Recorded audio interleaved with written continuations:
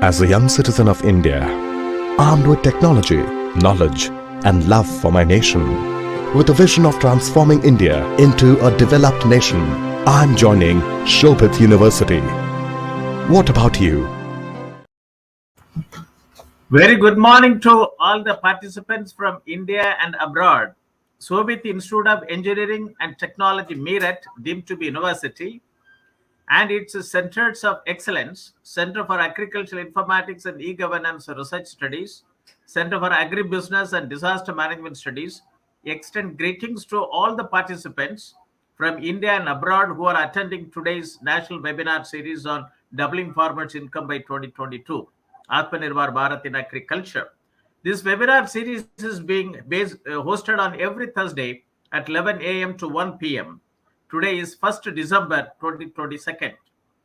This webinar is on the topic, very important topic, climate resilient, smart hill agriculture, Javadhu Hills 2050. The Javadhu Hills is in Thiruvannamalai district in Tamilnadu.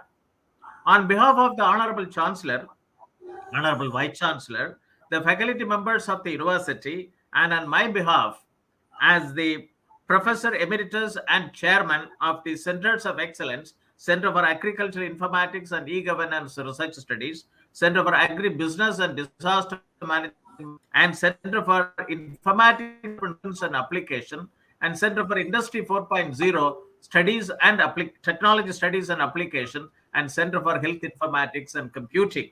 Let me welcome today's guest speaker to deliver the talk in the 103rd edition of this national webinar series. Sanjayaguru, Kumar Chaudhary, Consultant and Social Activities Secretary, INDRALOK, Thiruvannamalai, Tamilnadu.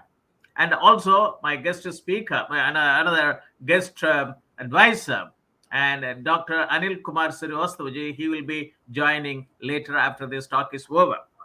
I wish to inform the participants and the speaker that the university regularly conducts two webinar series, namely National Webinar Series on Doubling Farmers' Income by 2022, Atmanirbhar Bharat in Agriculture, on every Thursday, and International Webinar Series on Open Source Digital Technologies towards Self-Reliant India, Atmanirbhar Bharat, on every Saturday.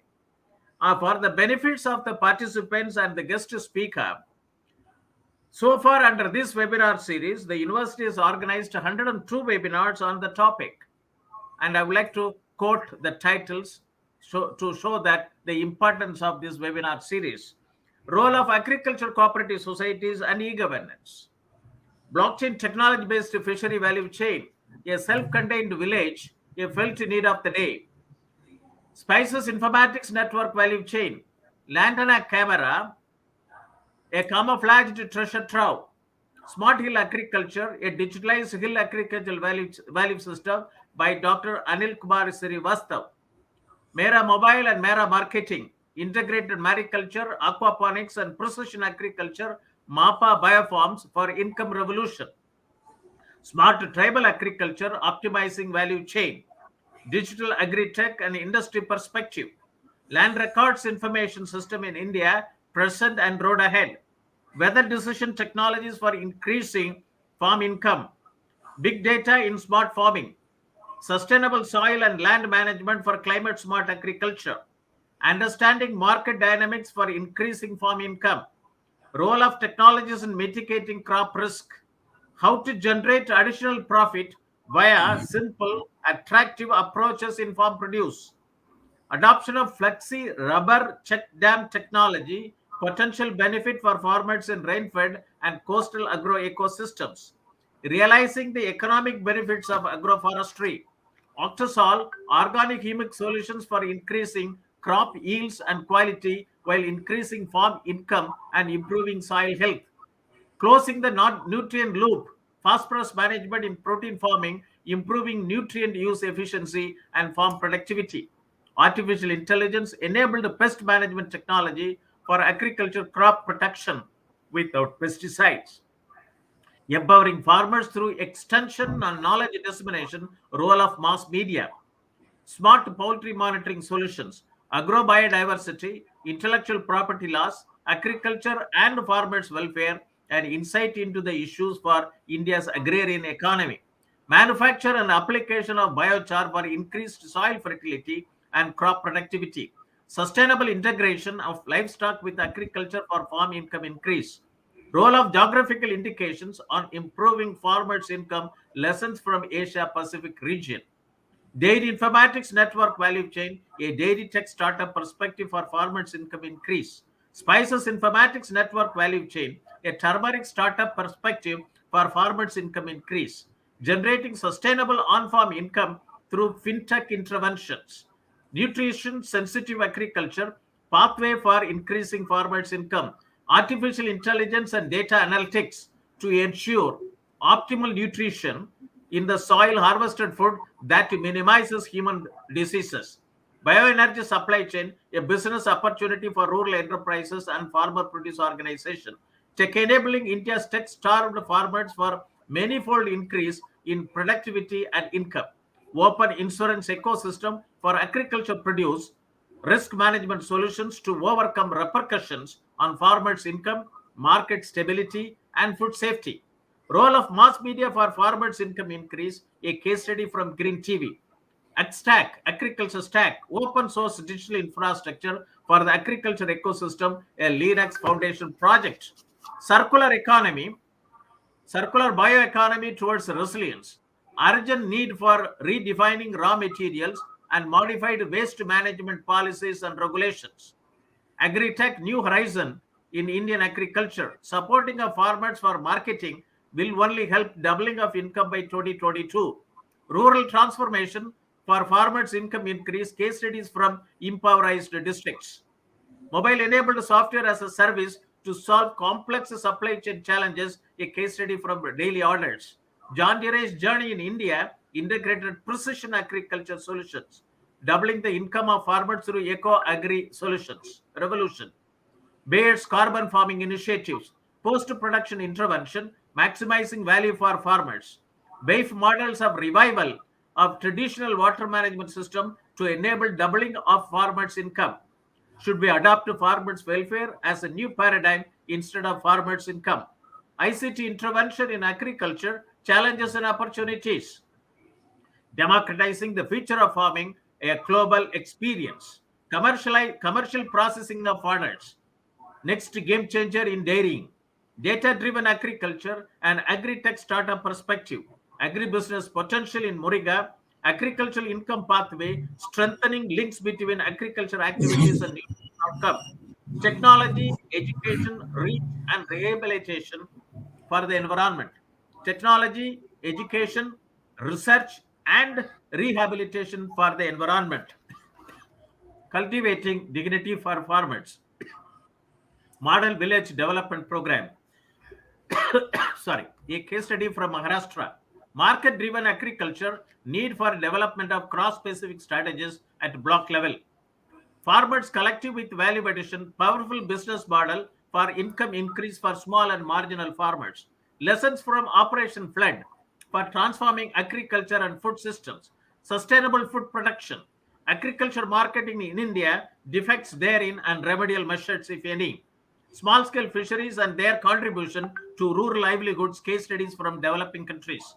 Impacting lives through livelihood promotion and value chain development, case study of Meerut impact model. Organic spices cultivation for doubling of farmers' income in northeast region of India, a value chain analysis. Agriculture export management, imperatives of integrating with the global value chain at the earliest. Agriculture value chain challenges and opportunities. Dairy husbandry for food security and national prosperity. Mushroom cultivation, a way towards self-reliance from agriculture waste and providing nutritional food security to the nation. Subhas Palekar natural farming, future of farming rooted in Indian tradition. Vision 2025, agriculture and allied sectors viewpoint, doubling income of tribal families through value chain intervention. On minor forest producer, a case study on custard apple value chain from Udaipur, Rajasthan.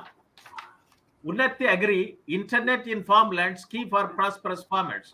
Jackfruit net informatics network value chain, a needed digital infrastructure for increasing farmers' income.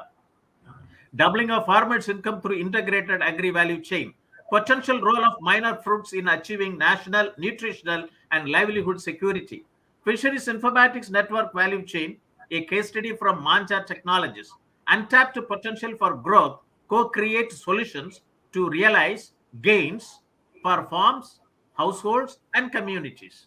Neem tree, sustainable solution to livelihood, chemical-free nutritious food, and global warming. One district, one product informatics network value chain, a key to unlocking India's potential of agri-exports. Village e-commerce, challenges, barriers, potential in rural India. Export promotion of GI tagged agricultural products from India, issues, challenges, and potential. Doubling Indian farmers' income through indigenous cows, opportunities and challenges. Livestock insurance ecosystem, a necessity for smallholder farmers in India. Innovative future farming, need for design of agriculture. Empowering rural farmers by co-creating value-added products and agri-tech entrepreneur perspective. Food value chain, issues, challenges, and potential. Animal health industry, quality, innovation, talent, and technology have power to transform farm-linked activities and secondary agriculture, empowering small and marginal farmers of India. Harnessing opportunities in rainfed areas, pathway to prosperity. Agri-entrepreneurs development, pathway for farming as a service. Agriculture resources information system and micro-level planning for enhancing farm health, key to achieving the doubling farmers' income by 2022 agenda put forth. Growth and structural transformation in agriculture in India, moving to the next level. Fisheries value chain, empowering fisherfolk and allied workers through digitalized fishery input management system. Village level cooperatives, a proven model to elevate farmers from their poverty.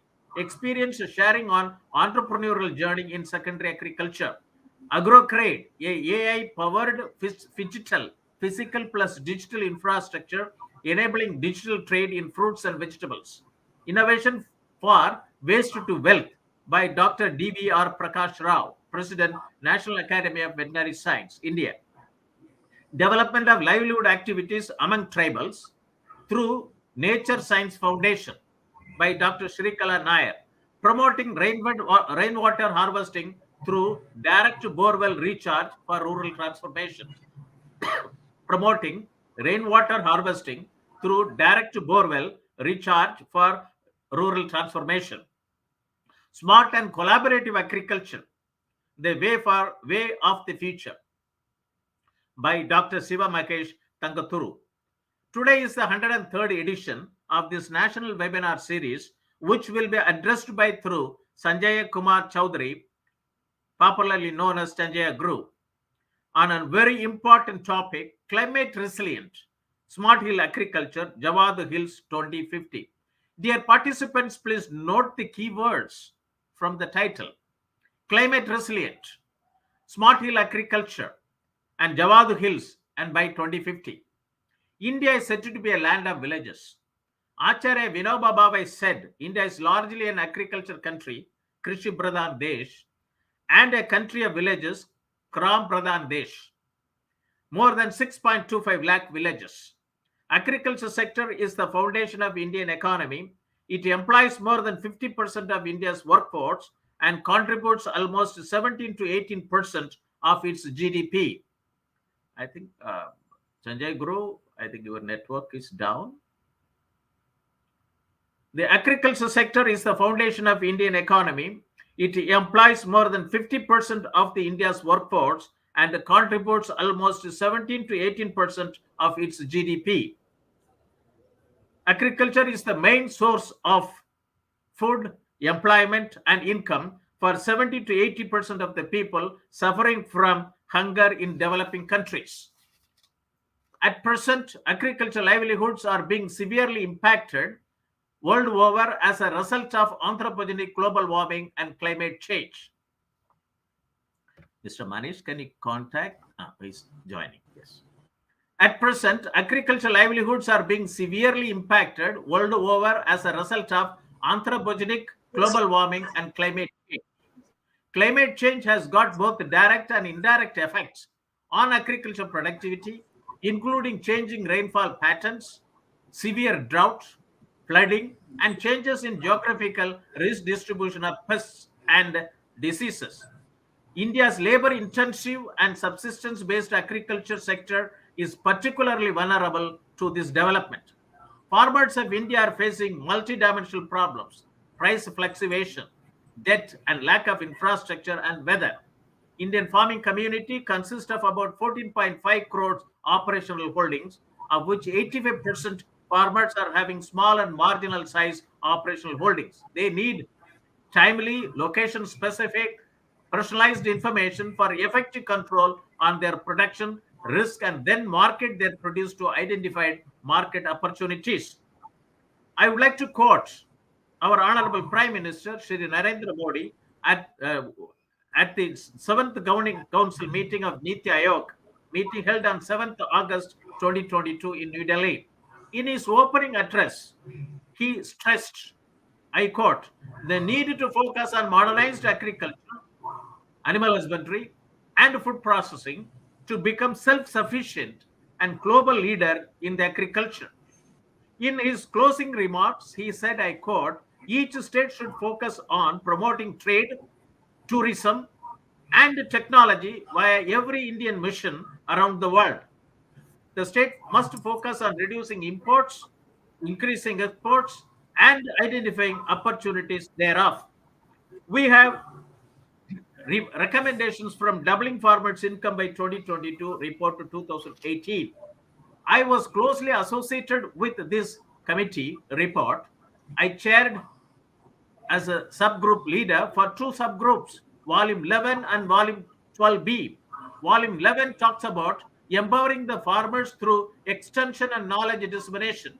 Volume 12B talks about digital technology in agriculture. Under Smart Hill Agriculture, we will try to operationalize the 7 mission mode programs as recommended by Doubling Farmers' Income by 2022 Committee Report 2018, popularly known as Dr. Ashok Dalwai Committee Report. For the benefits of the participants, I would like to quote the 7 mission mode program: digitalized agriculture, digital technology and innovation in agriculture, synergization of Digital India, Make in India, Skill India, Startup India programs for transformational reforms in agriculture sector, smart irrigated farming, smart rainfed farming, and smart tribal farming.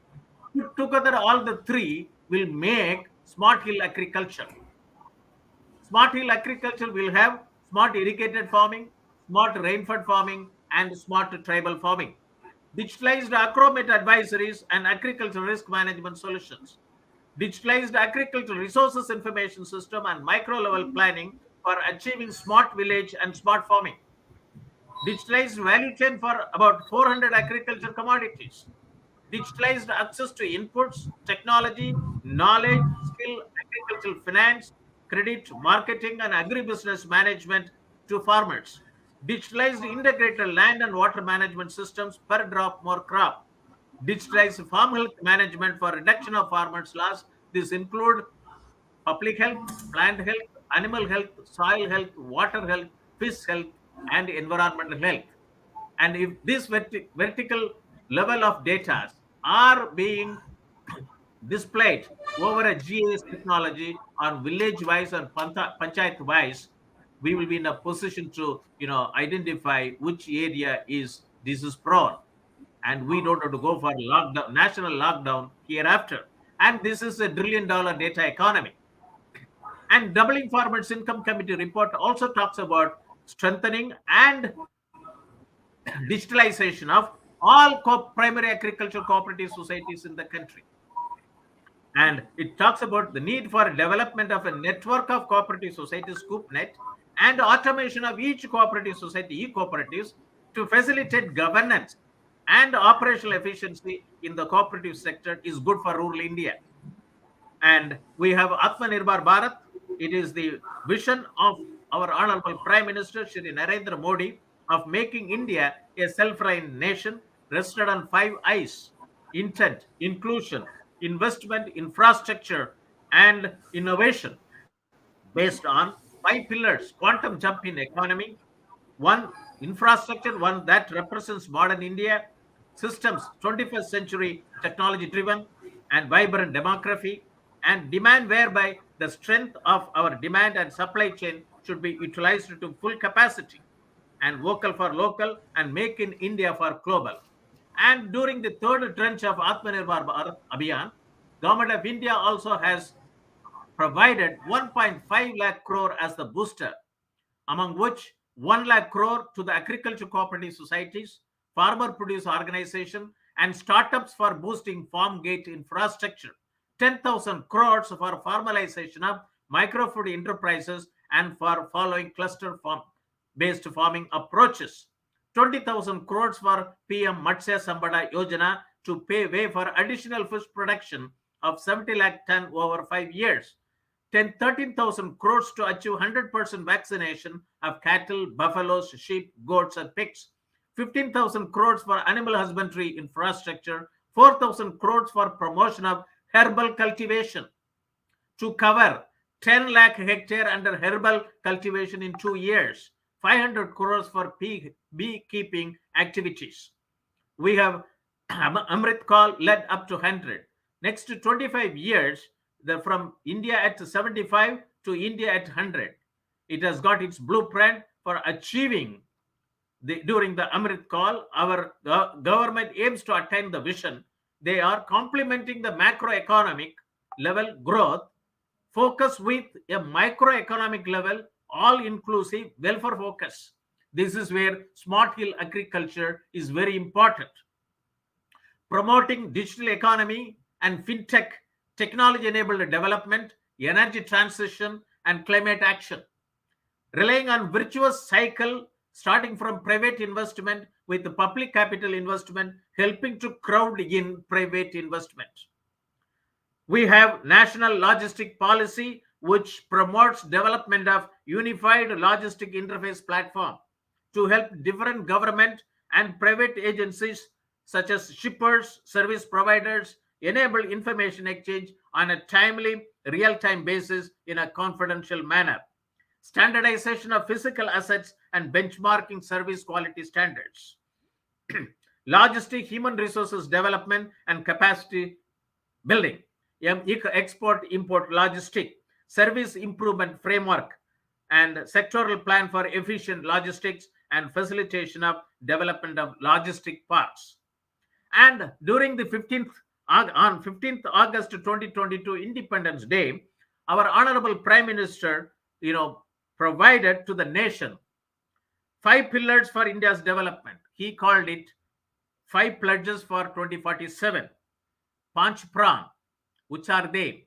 First plan is goal of developed India. Second plan, remove any trace of colonial mindset. Third pran, take pride in our roots. Fourth pran, responsible citizens, and so on and so forth. And we are very happy. Just 1 minute. And having developed India, Vikshit Bharat, removing any sign of servility, pride in heritage, unity, and fulfilling our duties. These are all the Panch Prans. Urging the citizen to focus on the Panch Pran to make India a developed nation in 25 years. Today's India is an aspirational society where there is a collective awakening to take our nation to newer heights. India is mother of democracy. Diversity is its strength. We salute the architects of free India who significantly contributed to India's freedom. We have sustainable development goals of UN and the Agenda 2030, the future we want. 17 sustainable development goals and 169 targets to be achieved. Today's topic is Climate Resilient Smart Hill Agriculture, Javadhu Hills 2050. Collaborative farming is very important. What do you mean by collaborative farming? Is 2 or more farmers working together in a formal arrangement for the mutual benefit of all those involved in the arrangement. The main benefits of collaborative arrangement are economic in nature, skills development, and social development. 2018 Global Agriculture Productivity Index, an indicator of agriculture productivity growth introduced by the Global Harvest Initiative in 2010, talks about key to a healthy, sustainable world, partnership and collaboration in agriculture. Since 2010, global total factor productivity growth, a measure of agricultural productivity, has been increasing only by 1.51% against 1.75%. The required average annual rate to double agricultural productivity by 2050. The report predicts that if this trend continues, farmers in low-income group countries where TFP, total factor productivity growth, is even lower at 0.96%, will use more inputs and resources to get higher outputs, disrupting natural resource bases. Strategic policy goals for a sustainably productivity world include invest in agricultural research, adopt science-based and information technology, enhance private sector investment in agriculture and infrastructure development, cultivate partnership, interconnecting government, communities, institutions, foster regional and global agriculture trade. Agriculture 4.0 is farm to fork and framework for collaborative farming. Smart Hill Agriculture will facilitate Agriculture 4.0. Let us establish agri-tech startups based on collaborative farming, Agriculture 4.0 in India, that is Smart Hill Agriculture at Javadhu Hills. I also wish to quote the webinar titled Untapped Potential for Growth, Co-Create Solutions to realize the gains for farms, households, and communities, which was given by Amit Kumar Singh, President, Advocacy and Entrepreneurship Development, ICART FinTech Private Limited, Mumbai, on 2nd June 2022. And Lantana Camera, a camouflaged treasure trove by Professor Ranjit Singh, Vice Chancellor, Shobhit University, Gango, Dr. Manivel, Principal Scientist, Central Tobacco Research Institute, Vedasandur, and Madam Saurav Yadav, KVK, Sitapur, Uttar Pradesh, and Mr. K. Senthil Kumar, Advisor, Dr. R. Arunachalam Charitable Trust, Bangalore, on 29th October 2020. Every forest is filled with lantana camera, which is a camouflaged treasure trove. And another very important talk was by Dr. Anil Kumar Srivastav on Smart Hill Agriculture, a digitalized hill agriculture value system. In his talk, he talked about hill region is crucial. Hill region is crucial for on-site and off-site environment security. Economic security of border population is very strategic. The task of Smart Hill Agriculture revolves around enhanced productivity and ecosystems compatibility while imparting sustainability, climate resilience, and profitability.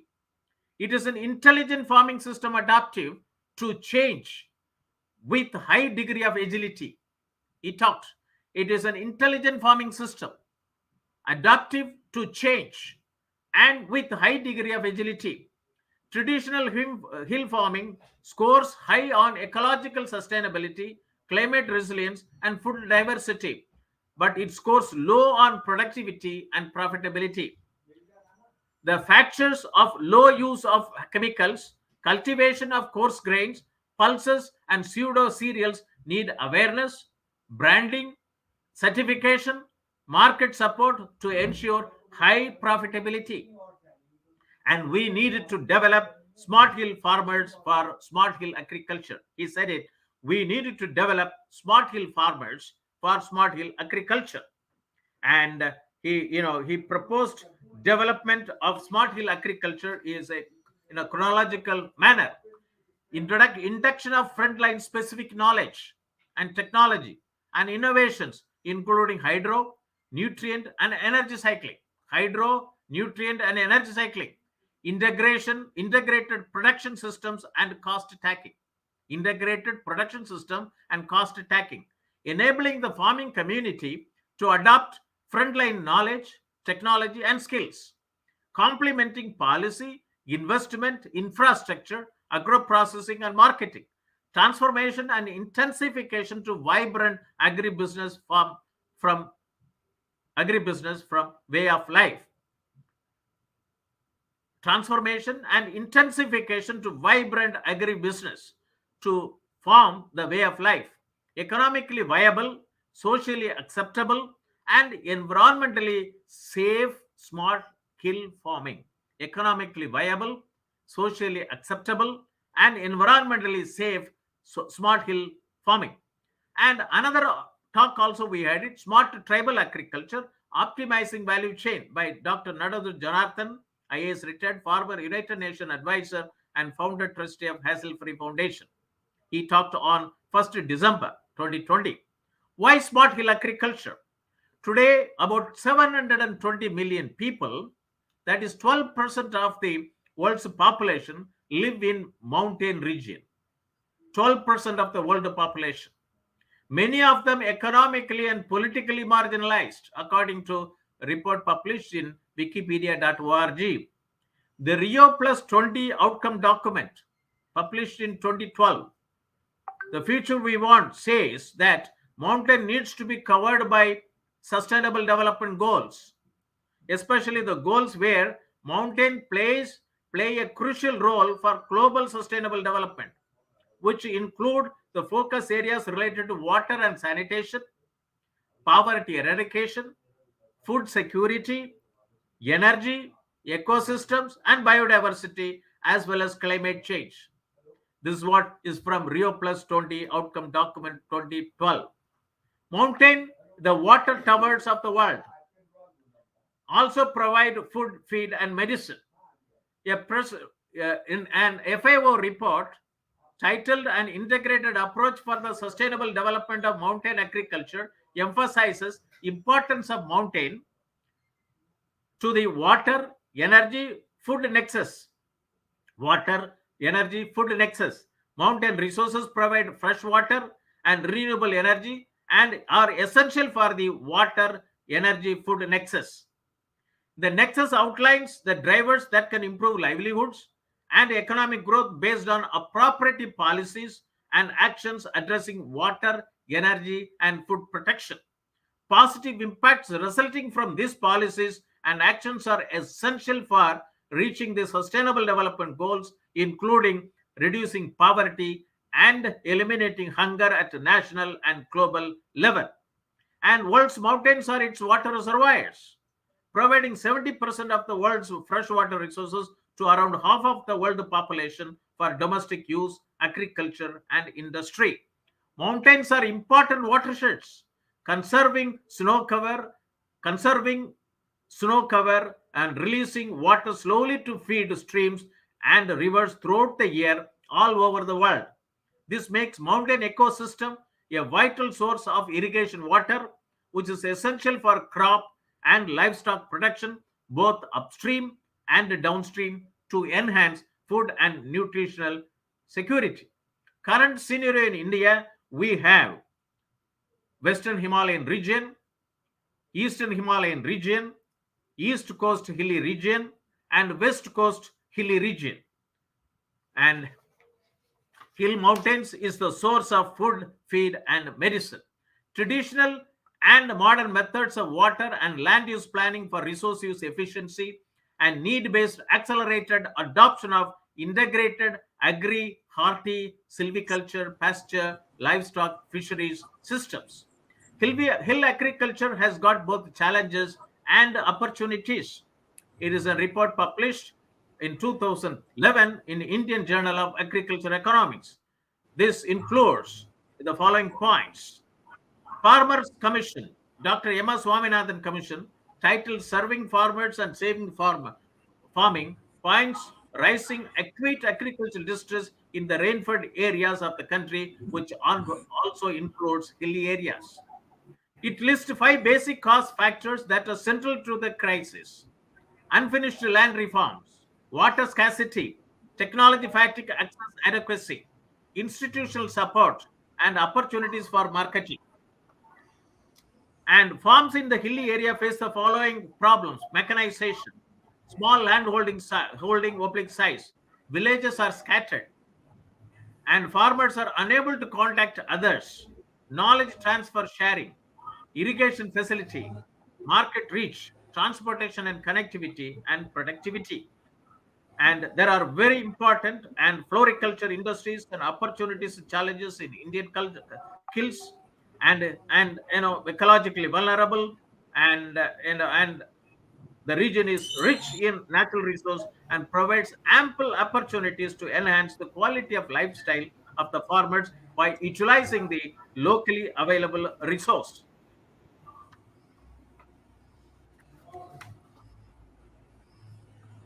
We have two very important projects. One is ICMOD project, International Center for Integrated Mountain Development, which is a regional intergovernmental learning and knowledge sharing center that helps to support the sustainable development of mountains and people, serving the 8 regional member countries of Hindu Kush Himalayas. Another one is that ICR has initiated another very big program, Mera Gaon, Mera Gaur, Mera Gaurav program of ICAR. And this is very important that Indian Council of Agricultural Research joined this program, launched this program to promote direct interface of scientists with the farmers to accelerate the transfer of farmer information from lab to land, and also to provide farmers with the required information, knowledge, advisories on regular basis on region specific farmings. Javadhu Hills are the extension of Eastern Ghats spread across parts of Vellore and Thiruvannamalai district in the northern part of state of Tamil Nadu in southeastern India. This range separates Vellore and Thiruvannamalai districts. Vellore district lies on the northwestern side, and Thiruvannamalai district lies on southeastern sides of the range, about 50 miles wide, 80 kilometers wide, and 20 miles, 32 kilometers long. They are bisected into eastern and western section of Cheyyar and Agaram rivers, tributaries of Palar River. They consist of bluish gray granites with peaks averaging 3,600 and 3,800 feet. These hills are sparsely populated. Majority of the inhabitants are Malayali tribes people, means hill of the people. People of the hill. Through and there are many tourist places near Jawad Hills, and cultivation in the Jawad Hills which produce tamarind, jackfruit, gooseberry, guava, pomegranate, mango, lemon, coconut, plantain, paddy, and millets. And also produce a lot of range of forest produce. And these hills are noted both for fruit bearing trees, medicinal, and for their sandalwood. And under One Dhan Vikas Yojana, empowering the tribals of Javadhu Hills of Thiruvannamalai district, the Ministry of Tribals through TIFED, it under the village correct initiative, to ensure that initiatives are being implemented for uplifting the tribal population at the grassroots. TIFED officials across the country have been visiting villages with a significant tribal population across the country. Go vocal for local for core tribal. Mera Van, Mera Dhan, Mera Udayam. These programs are initiated, have been implemented by TriFed for making India self-reliant under the Atmanirbhar Bharat Abhiyan. One tribal startups program, a component of mechanism for marketing of minor forest produce through minimum support price and development of value chain for minor forest produce, has emerged as a major source of employment for the local tribals. Minor millet, honey, custard apples, and tamarind are being produced in Jawad Hills. Jawad Hills are the home about 80,000 indigenous Malayali, meaning people of the hills, tribal people. It has a total 11 panchayat villages, and it is in the altitude. Its altitude is 1,543 meters. TriFed continues to work towards effecting complete transformation of tribal ecosystem across the country. Now let us turn to the address by through Sanjay Kumar Chaudhary, Sanjayaguru, consultant, social activist, Secretary INDRALOK, Thiruvannamalai, Tamil Nadu, and former CEO, BankaBio Limited, Hyderabad, Telangana state, on the very important topic, climate resilient smart hill agriculture, Javadhu Hills, 2050. This topic will motivate and galvanize the participants watching over telecast through facebook.com, Shobhit University India, youtube.com, Shobhit University in, or linkedin.com, company, Shobhit University for establishing agri-tech startups, physical plus digital infrastructure in association with INDRALOK, facilitating smart hill agriculture towards agricultural and rural transformation in various hills of the country. Let me introduce our guest speaker to the audience, Mr. Manish Kumar. Manishji, through Sanjay Kumar Chaudhary, alias Sanjayaguru, claims himself as a Tamilian Bihari and was born and brought up in Tamil Nadu. He had a modest academic background and studied civil engineering and environmental engineering. Started working in 1984 and ended up as the CEO of BankaBio Limited, Hyderabad in 2018. Now, he has been living a full-time spiritual life at Thiruvannamalai, Tamil Nadu. Sanjayaguru was a forward-thinking senior executive with proven record of accomplishment and exposed to UNDP and SDG goals, Sustainable Development Goals.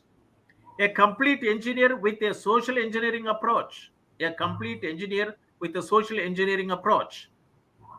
Command over systems approach and research methodologies across subjects and industries.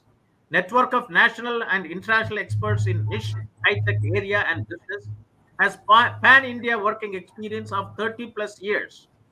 Travels across battery regeneration, wastewater treatment, bio-toilets, solar power plants, biogas, mining equipment, CADMS services, industrial automation, SPM for auto and injection molding industries, big data, and professional social work. He has acquired exemplary skills related to organizational turnaround, product development, expansion, market strategies, applied appropriate technologies, consulting, new market penetration, and relationship management.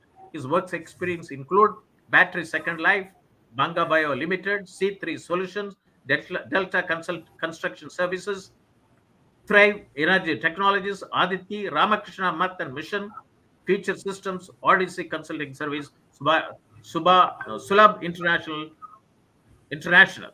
With this introduction, I would like to request our guest speaker, Sanjay Kumar Chaudhary, Sanjayaguru, to the national webinar series on doubling farmers' income by 2022, Atmanirbhar Bharat in agriculture, for its 103rd edition on the topic Climate Resilient Smart Hill Agriculture, Javadhu Hills 2050. Over to you, sir. Thank you, sir. Feel very honored. My pranams to all of you and my special greetings to the chancellors of the university for their great initiative on this Atmanirbhar Bharat and the as far as the 103rd show, right, I am in, and I am seeing every show after coming in association with Professor Sir, and it's so enriching. Every subject is so important, and it is being delivered. So I live in Javadhu Hills for the time being, and I have actually forgotten my past, but Sir has forced me to think about all these things now. Actually, I started my career in 1984 as an engineer, and I started working with Dr. Bindeshwar Pathak in Sulabh International. And the subject was low cost sanitation, that is the building of UNDP based design toilets across India. And it was a mission oriented. What I wish to say is, all my life I have been working in mission oriented projects with the government through the NGOs or sometime as a corporate thing. And the subject of today, that is the climate resilient smart hill agriculture, is very important and very vast. And unfortunately, neither I know agriculture, uh, but I am involved because I am involved with the community today. I don't belong to any organization or any university or any government body, but I belong to the people. And whatever little learning ability I have with this, today I try to ground all these great mission oriented things which is going around in our country on different type of subjects, and then try to colloquially transfer it to the people. And since I don't travel anymore, my only project is Javadhu Hills. So I live only in Thiruvannamalai district. So the whole thing occurred in a way like I came here in 2018, and after that 1 or 2 years of the spiritual life, and then I was little feeling thinking that what I am doing. After all, I'm not doing anything for the community. And what should I do? No business, it's fine. So then I just started traveling to Javadhu Hills and visited there once or twice. And then got very much hooked to the medicinal plants. And the medicinal plants, and through some of my friends, I got some references, and I started studying, and I started going every month. I started going. And gradually I connected with the community and started. And basically, after having gone across the country, the problems of India is same. The glory of India is also the same. We are a great diverse country. Every region of this country, every village of this country is great. It has something to offer. And with this vibrant democracy, and with great regards to our Prime Minister, sir, the present phase of development, what we are seeing, was virtually unimaginable and unseen. So we started our careers in 80s, and we know how the governments worked and what were the resources of the government themselves and what were their budget outlays. So any program would be taken, but everywhere we would have fund problem, and then also the completeness of the projects, the researches and all. So now I am seeing it's an open atmosphere across the country, and almost everybody is participating, and especially I feel very honored in attending a show coming to the public through an university. So Shobhit University, I really give my special thanks to the chancellors for conducting this type of a quality program, which could be attended, even by ordinary people, because there are a lot of people without great academics and but they are very, very smart. And I became smart only by living with the rural community. Okay. So earlier we were thinking that the people from the town are very smart, and you have a lot of degrees and you have the business exposure and you can go and do something hanky panky with the villagers. No, sir, it is very, very difficult nowadays. Okay. Even earlier it was. So when we go to the field areas, the rural areas, whether it is sanitation project or agriculture project, so they all welcome us very well, because they are in expectation that they will get something from us. A lot of delegations and all will come with us and all that. But finally, when we get down to the nitty-gritties and when we start talking to them, after having so much of power, authority, when we are telling them something, either they are point blank refusing or they are dragging their feet in accepting what we say. Reason being, they have their own set of knowledge, they have their own set of experiences. And in the past, what I was seeing is the projects were made rather fabricated, like engineering, fabrication, 6 mm, 10 mm, 50 mm, like that. But of late, this mechanism of inclusiveness, the mechanism of stakeholdership, and mechanism of collaborative working has really come a very, very long way. And I think it is. So I worked with the Ganga pollution programs in the very early stages when it was started. And now still the Ganga pollution program is going on, and we are seeing the effects, the amount of technological inputs which has gone into it, and then the way the environmental aspect of the river was taken, and I think the other rivers also are getting benefited now. Maybe the Ganga Action Plan is a very mother project, I can say, of river pollution abatement in India. So while I was there in the north, when I was going in the Himalayan places and other things, the beauty, of course, you cannot explain. Fantastic, and it was very pristine. It was very clean and all in '84 and all. But there were abject poverty. This that I revisited after '84. I visited again the same terrain and again in the same sanitation field. So my life is very short. So I started with toilets and I ended with toilet.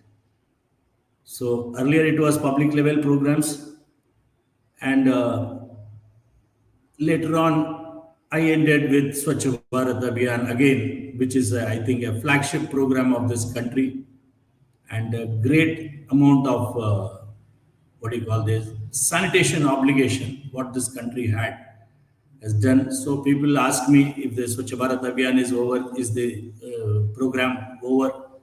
I don't think any issue of life gets over. So sanitation remains an issue, and I was really taken aback when the Chief Justice of India, in his felicitation address, addressed the problem of toilets for lady judges. Hence, the toilet is still, I think, marginalized, and the proper care what has to be given to it is not being given.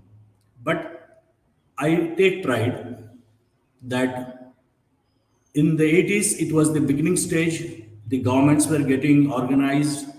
And in the 84, I had an opportunity to attend the national level policy, that is rural and urban policy making in India in 1984, which was conducted by the United Nations UNDP, University of Madras, and also by Sulabh International. So having participated, I could understand that in the 80s, this infrastructure issue of the government, the funding patterns like the government, the infrastructure development corporations and all got incorporated, and the municipal bodies and all took a different turn, and things all progressed, and really it is all going. So mostly people feel nothing happened, but I feel no, lots of things are happening in India, and with my age, I am seeing that there is a lot of advancement in India, and especially now. So that is one subject of sanitation. Then comes the agriculture. As far as the agriculture is concerned, while working for NGOs in Bihar in 2005 or sometime like that with an NGO called Aditi, I had a first-hand experience of, merely for the first-hand experiences only I joined the NGOs. And whenever I lacked money, whenever I wanted money, I went to the corporates because they give a lot of money and for the work we do. The experience was the person who was in charge of taking the flagship person, Mrs. Vijay Srinivasan, was a hardcore social worker, a person well versed in sociology. Without knowing the language, she jumped in and she started working. And in her 12 years of journey, impacted about 5 lakh people as an individual. So it's hats off to Vijay Madam, Vijay Srinivasan. I think lots of people will be knowing her. She needs no introduction. She had no government scheme or no government mechanism to work with. And her concept of working was through interventions. Like today, we are having mission programs. All the missions I am seeing are specific intervention oriented, specific object oriented, with specific ministries dedicated for that, and a whole lot of support systems created through the industry, through the universities. So the ecosystem of development in India has gone a very, very far, very long way, and it's in the highway. I feel very proud of it, although I am not a part of it. So at that point of time when there was no system, so how we could work? We knew people are there, they have problem. What problem they have? Sharecroppers. All the lands were owned by the rich farmers, and social inequity was very high in the 80s, and the local governance was not good. But what I'm telling you is, in spite of not having any government backing, in spite of not having any type of what do you call huge money, a social endeavor could work and could work very, very successfully. I worked across Bihar in Muzaffarpur, in Darbhanga, and all. So sharecropping, street vendors were a big menace and problem. So all these things, fisheries was a problem. So by using small concepts, by going to small hamlets, villages, taking small projects as initiatives, trying to push across with the collectors, and there were always very dynamic officers who could just oblige us, and no funds. But so we had to do the funding also, and we would get foreign funding like Ford Foundation or Action Aid, and n number of about more than 12 funding agencies I was handling. Home workers worldwide, special funding for home workers only. So if you see the status of our country today also, how many people are industrialized? How many industrialists are there? Or how many accomplished persons are there who really have some, but the general, Aam Janta. Okay. So the Aam Janta, is one is no proper jobs, no directed career. So they are doing something in piecemeal and they are trying to earn. And mostly these women, they are home workers. So Madam had focus on home workers. And it really did not very much impress me at that point of time, because suddenly she would say, go and survey some banana sellers in the Ganga pool and give me the details, how much money she is earning, how much she is putting, who gives her the money, and things like that. So this is the how to develop the grassroots thing. But the country has got the knowledge of it, and if state-wise everywhere we have just now have different. This livelihood mission is another very great initiative, which is trying to, but it has its own flaws. It has its own flaws, like the connect between the top and the bottom. The connect between the top and the bottom. What the policy is being made, very well thought policies, which can take us very, very long way. I find the policy making is very well improved now in the country and at tandem with the world. Okay. But the people are not having access to that ecosystem, and still most of the things get stuck at district level. And at the district level, I think there should be a different forum for this. But the collectors are overworked, and lots of responsibilities comes under them. So I am thinking, when a single person in a state like Bihar is able to do so much of work by getting public money, and then all the interventions were converted, like we are converted into missions and departments and ministries, into NGOs. And today, all those 13 NGOs are quite large NGOs. I can share the names to anyone, or who has worked in Bihar will know. Nidan, Nirdesh, Jivika, like that. They are all large NGOs having thousands of SHG groups, and they are still in the fray doing the development work. So, something that started and it is going on and on and on. So, I wish all our programs, like today, whatever the initiative our Prime Minister is taking, has to see the light of the day, and is seeing the light of the day, but it has to enhance. It has to enhance for the support and for the resources which are being given in to develop.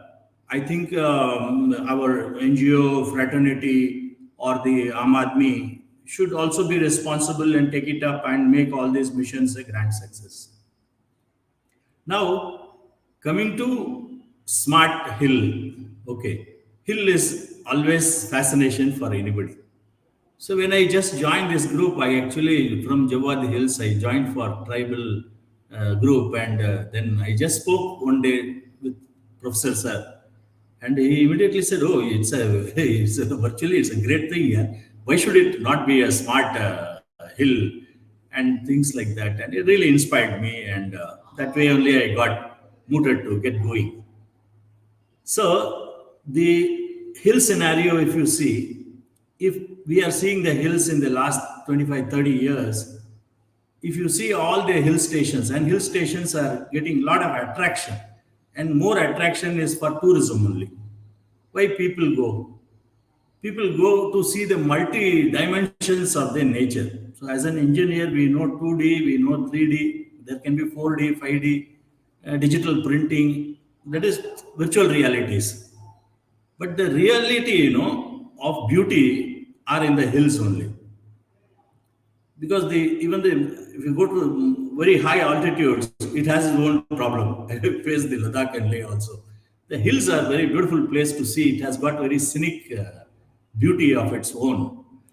But degradation, that too environmental degradation. And environmental degradation you can start seeing right away when you enter that hill area.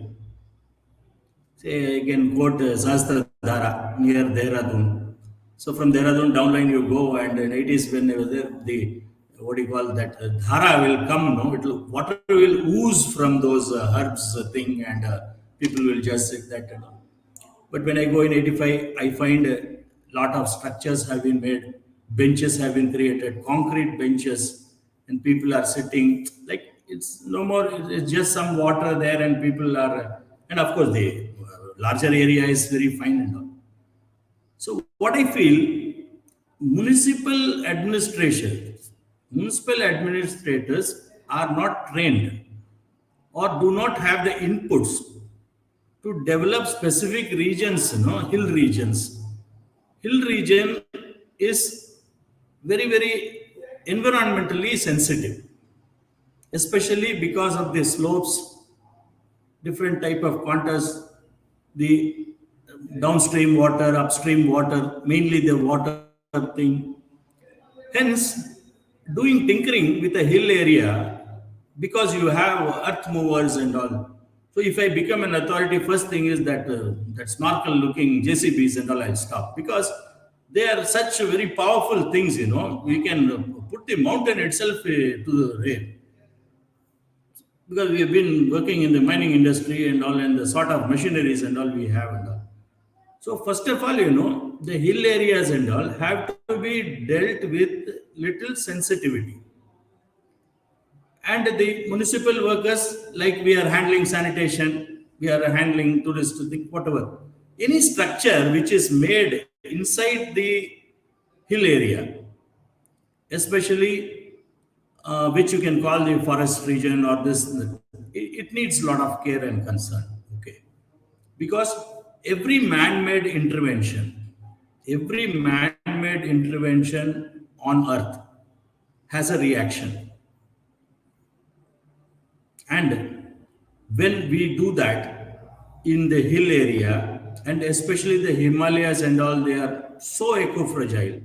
They are so eco-fragile that they need to be cared like a child. They need to be cared like a child, or it will hurt them.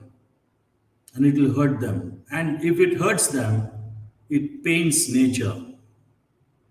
And today, what we are facing, this climate change, the warnings, I mostly ignore them. I don't take any cognizance of them. Okay, being very obstinate, okay, life is endless, like that. But no, it is a serious problem. We were hearing global warming will come. Global warming will come. And we are going on listening. But today we are seeing the catastrophes. Deserts are getting floods. Fall levels in certain places where it used to rain, it is not raining. Where it was not raining, it is raining. When it is raining, we don't know. When it will suddenly the temperature will dip down by 10, 15 degrees, we don't know. So all these are basically abuse of the nature. Okay. So of course, environmental safety has to be there everywhere, even in the normal cities, in the urban areas. But since our subject is smart hills and hill. I'm just talking about this. Then, of course, we have Uti and so many places. See, what happens is these places get crowded once they gain popularity, and after they are getting crowded, there is lots of solid waste being thrown, and which are all mostly plastics and non-recyclable stuff, and the ecological degradation starts there itself. So a hill starts dying the moment it attracts more and more people. But then again, I can be proved wrong. I wish I am proved wrong. With certain checks and measures, we cannot stop tourists from seeing. If you and I have seen, I think all the other people also have the equivalent rights to come and see that place. But if they are entering, so when sir told me about Jawad Hills, because I have been frequently visiting, I thought, yeah, it is almost virgin. I don't see any sort of the pollution aspect because the tourism content is very, very low.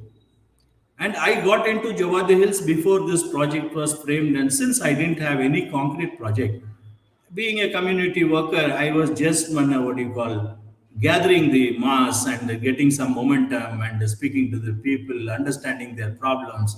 In that, one thing I understood is Javadhu Hills is a millet specialty area, and people have been farming millets for the last hundreds and hundreds of years, but very ordinary type of farming and all they are doing. And the hills are very, very free and open. You can go and visit, and bamboos and tamarinds, huge tamarind trees, apple custards, pineapples. And they are all very nice. And from this side we go, the road is, I don't see any type of any degradation. Okay. But now the road constructions have started, so when this road construction start, when in a hill area, as engineers, as civil engineers, we are we must be responsible. So you cannot throw concrete dust into the hill forest. It is a crime. It is a crime. There are so many type of materials which don't degrade. So the biodegradable matter and non-biodegradable matter. In that also, non-biodegradable matter, which is toxic in nature because of its elements, has to be screened.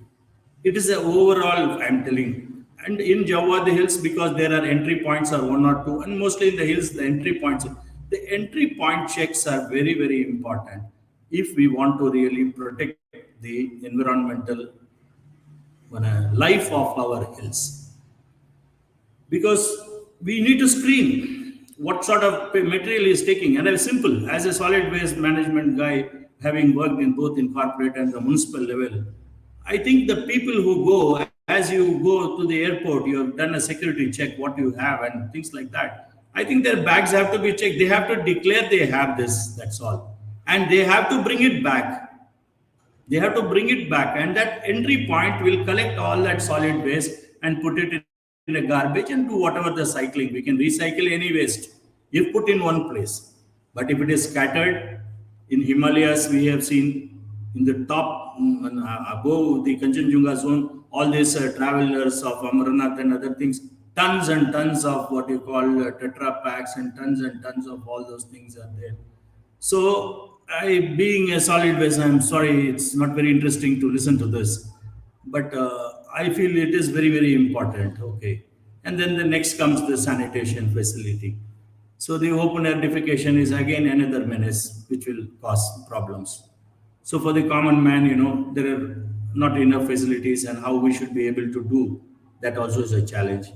So as a sanitation volunteer, right from Haridwar to up to Badrinath, I have been as a young person traveling as an engineer. And during the seasons, we used to make public toilets and whatever that was our job, and we were doing. And a huge population used that. PowerPoint is not visible. Sir?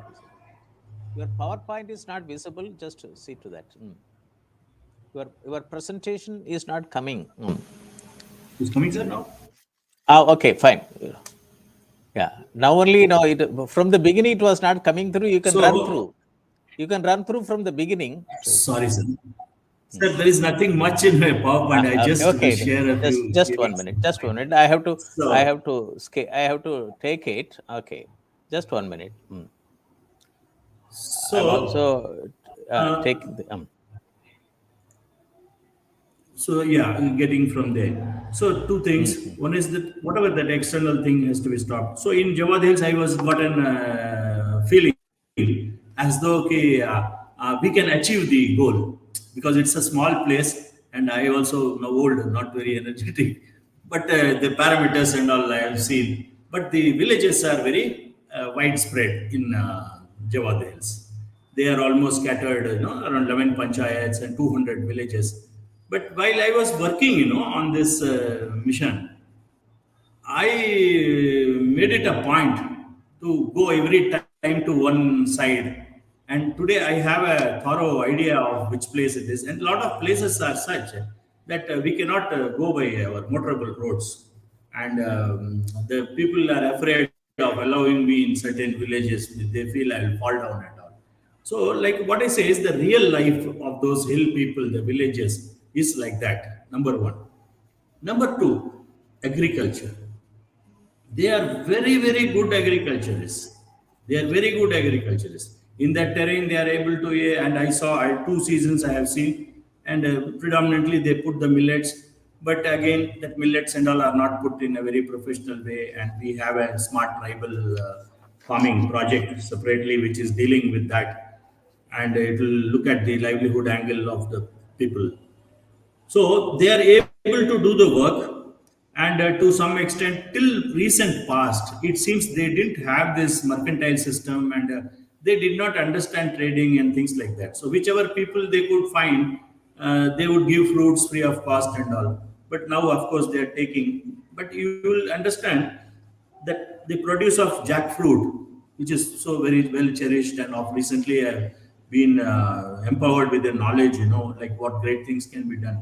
The people who are having the jackfruit farms, those farmers and all, they are really in a very abject poverty because locally nobody buys a thing. Only a few tourists come. That also, I will tell you what normally you can buy for 300, 400. They sell for 50 or 100 rupees so that they make their sustenance. So it was really very, very painful for me that people living in such nice places.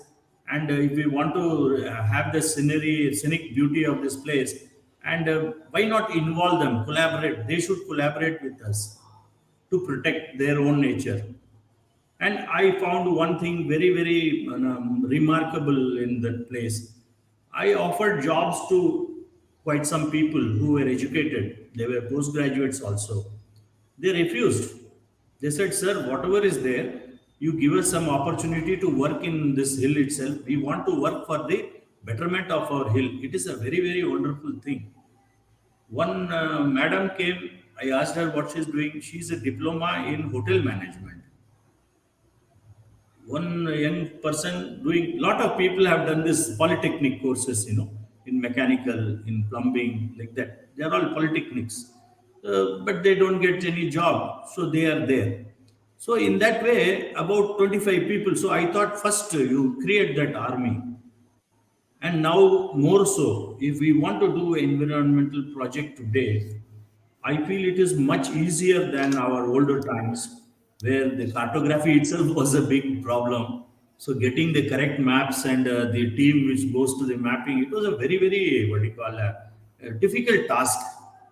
But then with the emergence of AutoCAD came, drawings became simpler, and then our remote sensing has advanced to such great levels that we virtually have every inch of this planet mapped.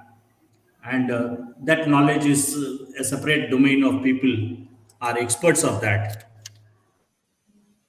And apart from that, the GIS system, virtually everybody knows. Now the application of GIS is there in every field, we can say. So, but there in this part, one is that entry and exit of the people who come to the hill, they are one nuisance. If we want to have a smart hill, the other one is this technology, what we are talking of, because the basic agriculture, I am convinced, lot of inputs have been given by the government. Then lot of this cluster-based systems have been made.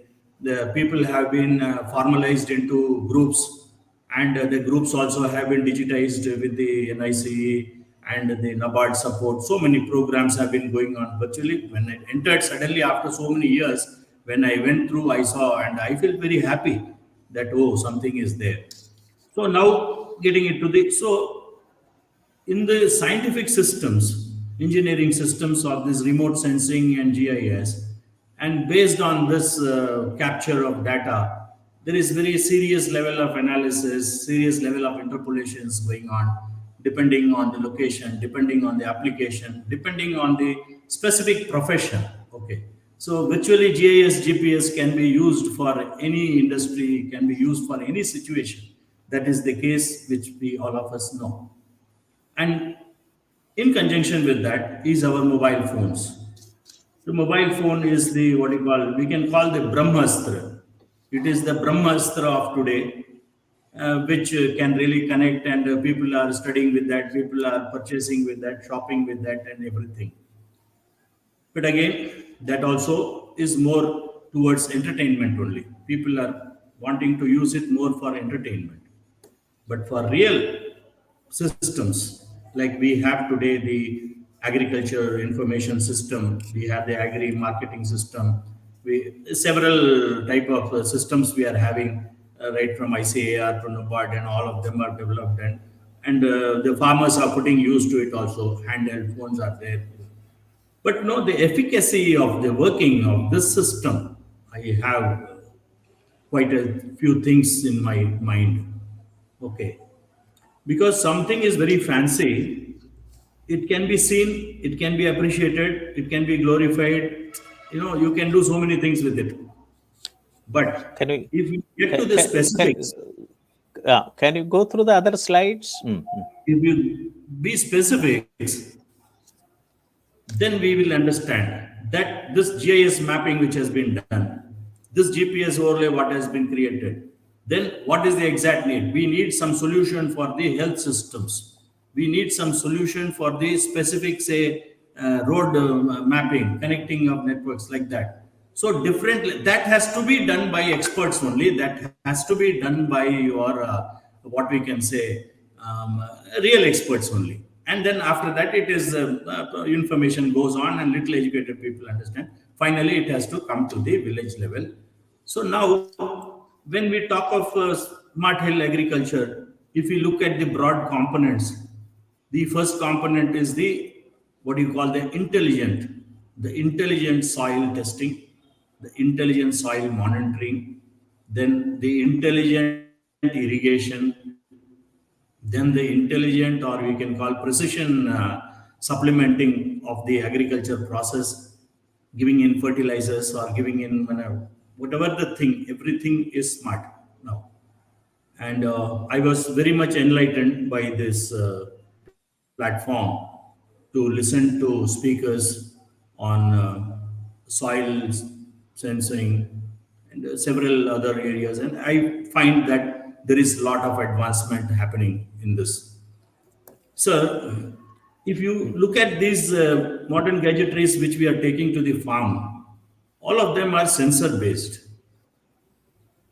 All of them are sensor based. So what is the standardization? Because in the industries, when we do some application, there is enough of due diligence to be done. And after that, a lot of consulting engineering support is available. And the cost of the sensors are, the range of pricing is very wide, sir. Because for some time I made intelligent machines, the special purpose machines, we started calling them intelligent because we could put one Allen Bradley controller and do some programming and do all that. So fine. So at that stage, we could understand that even the data controllers, there is a problem. In sensors, there was a problem. But after that, technology improved. A lot of Indian manufacturers also started coming up. Otherwise, we had to burn our fingers buying certain motors and other things. And today we have, I don't have anything against China, but normally the Chinese engineering, always, I also have my own doubts on them. So whether this product is purchased in China, in Germany or Japan, we do not know. The farmers do not know. And when you are going to give that to them for a price, then the thoughts are very high. So, and I don't think, with their level of area and all, because we are talking of marginal farmers, and we want to extend this high tech to those people who really cannot afford a smartphone also at times, some of them. We will get into the other slides. We will get into the other slides. Time is up. No, Guruji. Please move on. So that quality factor, that benchmarking factor at the physical level. So suppose somebody wants to buy something, how a farmer will be ensured that he bought so many probes, he will go and put it everywhere. And then again, after that probes, that sensors are taking in the data. That data has to be studied. Yeah. The data has to be studied. It needs some software. While talking, you can move on the other slides also. Yes, okay. It needs some sort of software, and that software also will be based on a lot of what you call informatics, lot of background data collected, and based on which the decisions are being made. And because, as I am given to understand, the farmer can get a SMS message on the what you call different type of levels, and then when we are what you call having say this direct automation itself, we can do things can be what you call touched upon from a very long distance itself. All those things, facilities are there. At that area also, I have some great thoughts, thinking there is a company which has developed this technology and it has invested money and it has brought these things and they want to use this thing and they gather the data in their server and all. But at community level, what you think, what sort of a system is going to get created and developed? Because everybody cannot do so much of deep diving and so much of research and other things. So we have to get something very ready, like the internet, like that, how that Internet of Things is working. So that is another thought on me. Suppose in Javadhu Hills I want to do, which will be the agency I have to take. So if somebody is having some sort of interest in gathering database itself, he comes to me. He gathers his database and he creates an information system, does research on it, and it is a valid product, he can sell it. Okay. But then next level, he doesn't come to me. He doesn't come to me. This is a small, this is our community there. Oh, sorry. I went.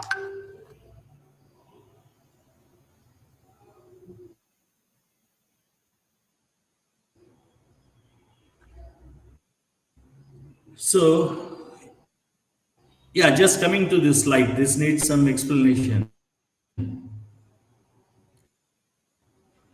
So when we started our journey in the Javadhu Hills, and with these people, our focus was medicinal plants only. 1 year down the line, I worked with them, organizing them with every monthly time in and again. 1 year later, I planned to bring some external agency to check how prepared and how empowered are my own volunteers, whether they can able to communicate, whether they are able to grab what the person is telling.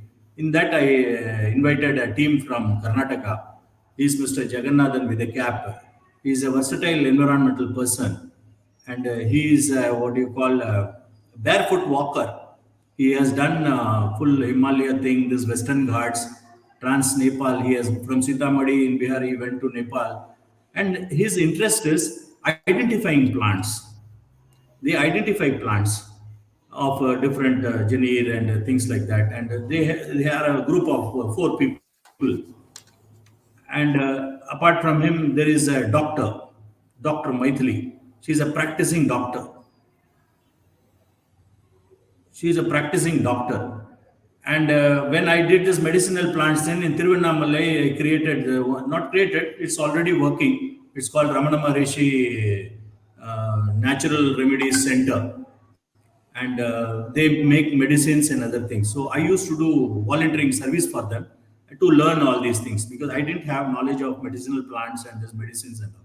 So she is Dr. Maithili, who has extensive knowledge on treating patients with these herbal formulations right from the leaf level. She knows, and she is in Shimoga. So she had come, she interacted with the people, and you saw the interactions. They were all very live, and people could understand. And their understanding was that these people, if they are given proper training, like students, short training, skill training on identification of medicinal plants, on identification of the on understanding the values of it, what are the without lab test, these are all, so they can do that, and in turn they can gather those leaves and all, and they can sell it forward to this Ayurveda medicine makers and all, which also we experimented in a small way and did.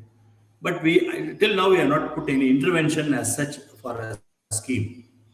So these people had come and everything went on so well, and oh, I don't. There's a big part of the thing missing. Okay. I'll just You can come carry back. on. So no, I had come to the specifics of what you call our smart. Anyway, I will speak it. So, sir, the third person, this Mr. Muralidhar, is an organic farmer, and he is also a nomad. He has gone across the country and also. These people are my sort of what do you call? They will be the mentors for the Javadhu Hills area. And the fourth one is not in the picture. His name is Dr. Nanda. So, apart from this medicinal plants, they gave me one more new stream to understand and explore, which also can be economically beneficial, is the wild greens. One is the greens, the vegetables we know, very identified, are very popular and things like that. But virtually after joining with them, I am started to feel that every leaf is useful. Even around us, we have so many things. They identified more than 10, 15 around my house itself. So now I also have that habit, and I started looking. Some of the plants were missing. Again, they are up in the September to November, they are there. So like some tumba, there is one leaf, which is very rich in sulfur. If you just twist it and light a fire, it just burns like a diya. It is used in the dibam and other things, and they are making what you call mosquito repellents out of it and such applications. So they are all wild greens, and in wild greens they are eatable also. So many wild greens are eatable, and why this is being promoted, I was very keen. Then my friend one Shashidhar Bhatt, he is in cohort, runs this leaves program. Since 1 year, we are every day we are studying on leaf with a lot of experts and all. So I find, apart from the medicinal plants, what I had gone looking for, so I have opened more vistas to study, and that is apart from medicinal use, the plants and leaves have got value for eating also. And in that, apart from the normal plants which are grown, cultivated, and in the farms and orchards, we have the wild greens also. And wild greens on their own grow, and they are very seasonal in nature, and they form a very important part of the biodiversity. So now, getting from the coarse human level of intervention and human level of disturbance to our hills, now we enter the hill means definitely it will have more number of trees, plants, and the forest area.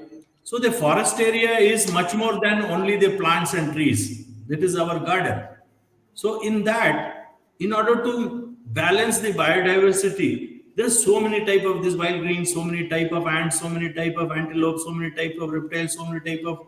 It's a long list, including even the butterflies are being categorized as a very important thing. And somebody is doing research only on butterflies. So I came across such people who come to me here and they get attracted, and I take them along. Every time somebody teaches me one thing. So when I started grabbing all these things, then I started thinking, what is this? Then I asked him, boss, what is the project timeline? The way you are talking and all. Then only I got the concept of phenology from Mr. Dr. Nanda. And Dr. Nanda, who is an active, active researcher working in the field, working in Mudumalai forest for say over 13, 14 years now. And he was very fascinated with Javadhu Hills. And his appetite was not fulfilled by merely going for few. He said, no, next time, sir, you arrange something in the deep forest for me. I would like to go in the deep forest and things like that.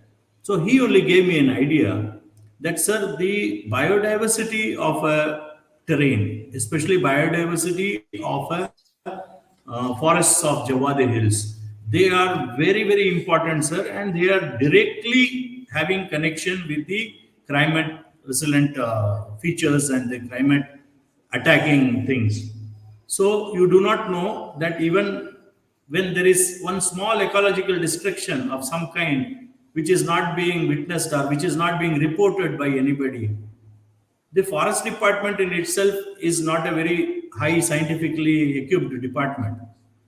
So basically, the forest department is protecting the terrains, and definitely in an annual way, some sort of the counts and all keep happening, and they have stock of the things. And again, the deforestation is one very big menace still occurring across India, right from Kashmir. I have seen, and it is going on. So the afforestation measures is one plus point, which we have to keep doing, keep growing more. So yeah, I asked him what. He said, sir, just keep growing more plants, cut less of them. Then I said, what do we do for consumption? He said, yes, you are allowed to consume. Nature is giving you enough to consume. So in Thiruvannamalai district alone, sir, I have come to know that they are only having about 64 to 70 species, sir, which is very frequently like used, like our tomato, brinjal, and gajar, and only like that.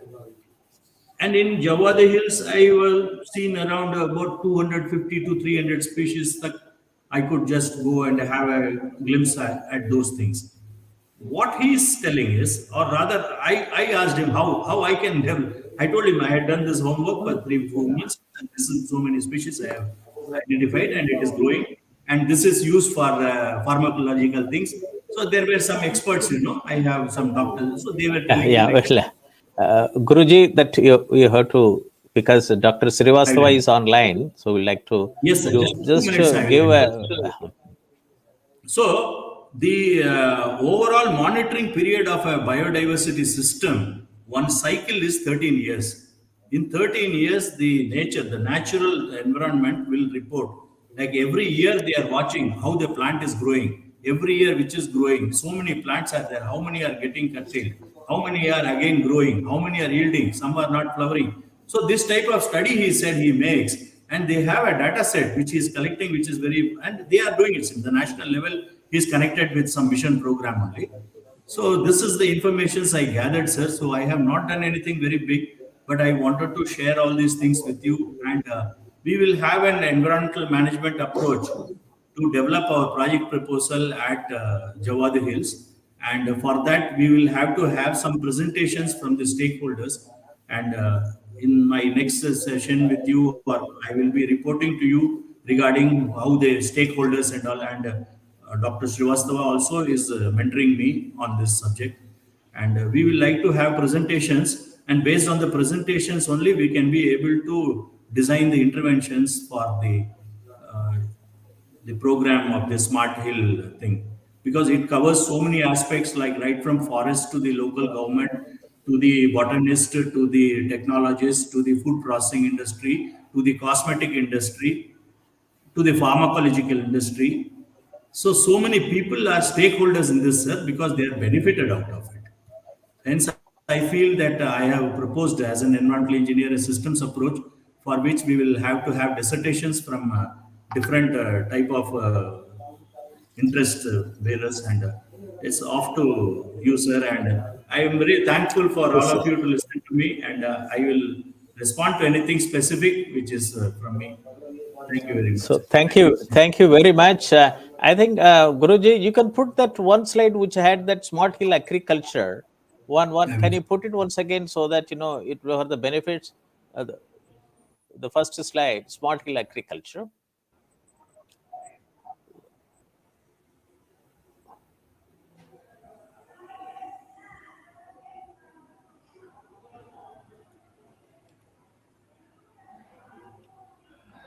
Sir, No, with the yes, there's title Smart Hill Agriculture, you put it that, that first slide or, okay, okay, yeah, okay, okay, okay, this one, just 1 minute. The- just 1 minute. I think let this be there so that I now thank you very sure, much sir. for your, a long journey which you have traveled, and you have covered both the spiritual and non-spiritual way of understanding in a very important issue. And let us hear from Dr. Anil Kumar Srivastav. Is one of the very distinguished scientists India has now, and he worked enormously in hill agriculture. He was also director of an nationally important ICR institute working on hill agriculture, and he is the man who gave the first lecture in this series on smart hill agriculture. I quoted some of points which he put it in how we should go about it. And now, when we identified Sanjay Guruji for when he is working in Javadhu Hills, I thought that that should be an important project which we should take it up for various consideration. And when I talked to Dr. Anikumar Srivastavaji, that he immediately agreed to, mentor this project, Thank and you, sir. Thank you very much, sir. I'm very happy. And today also he is able to join. Now, uh, Dr. Anil Kumar Srivastavaji, that now you Yes, heard Shekhar. about the first talk by Dr. Shri Sanjay Guruji on Javadhu Hills. What are the potentials, Yes, challenges, how it should be, view this hill as a different one than other hills, right. and we should make it as a model project as a smart hill agriculture, because smart hill agriculture covers smart irrigated systems, smart rainfed systems, and smart tribal systems, Tribals. and then all the aspects of integrated farm health management, hill system management, and so on. So, but bring in all the schemes of government, come under, to get synergized. This is how the Dr. Ashok Dalwai committee report talks about it, and that connection is very important. And I would like to hear from you that you gave the lecture on 5th November 2020, Yeah. and we traveled, every week one talk by experts, and we are now rich in lot of titles, projects, understanding. I also made a, discuss. I met the honorable principal secretary to PM, Dr. PK Mishraji, on 7th October, and briefed Okay. him that what we are doing it. And he also put his one of his joint secretary to interact with me to get all the details and so on and so forth. So now let me hear from you, and then let us have an interaction that how we should go about with respect to Jawad Hills 2050. Because when I had a discussion with Guruji, he said that's not only with the smart hill agriculture, but we'll put a deadline, Jawad Hills 2050. By 2050, what we should achieve, how it should be. And over to Dr. Anil Kumar Srivastavaji. Thank you. Thank you, Professor Moni. I'm audible? Yes. I'm there, huh? Yes. Okay. At the outset, let me congratulate Sanjay Guruji for his orientation. And often, Professor Muni, rather than very well organized and very well organized talk, this open talking, it brings out so many natural things from the presentation and from the experience. And I think it is very crucial right from, in fact, let's say that we are right in the first phase of this program, and which has a multifarious, multi location and multi aspect potential. And as you rightly so many times you have mentioned, that whatever we do, it should be replicable, it should be scalable, it should be replicable. And these two things become very crucial. You see, when we are going for a development at a larger scale in the country. Now, let us take it Javadhu Hills as an example, and there are three major aspects to that. Number one is the terrain, the hill area, the slope, its own potential, and time and again, Sanjay Guruji has been mentioning about the biodiversity aspect and the environmental role, the crucial thing that it has to play in the environment protection, and giving it as an example for others to follow. Now, it can forewarn what may be happening. It can provide path how to move about, and also it can provide result to get convinced that, and of course getting back to path correction, which way modification can be done, and like that. Now, that is where to end up what Sanjay Guruji said, timeline Javadhu Hills 2050. I think in any movement, I mean, I will also mail my opinion, which may form a basis for the project planning and documentation in a way. How we proceed about knowing the strengths and weaknesses, the medicinal and aromatic plants, right from jackfruit to other plantations in the area, tamarind and other things, the millets and other crops that are being grown. Now, the scientific value, I mean, rather the environmental value and the scientific value of what is already being done. The building is to be constructed, the progress has to be made based on what we have. And take it that when we move around in the Javadhu Hills, in the fields, the millets that they grow, in fact, not only millets, they may be having host of Professor Moni also may be first-hand acquainted with that, with the region, that we talked about the wild greens, the wild legumes, the wild oil seeds, the grains, umpteen. I mean, it must be, I am very much excited to know from your talk that the entire hill slopes will be a treasure of the biodiversity, which which needs a great caution also. Whatever is existing in the nature, there is always a carrying capacity. There is a carrying capacity to what extent it can be exploited.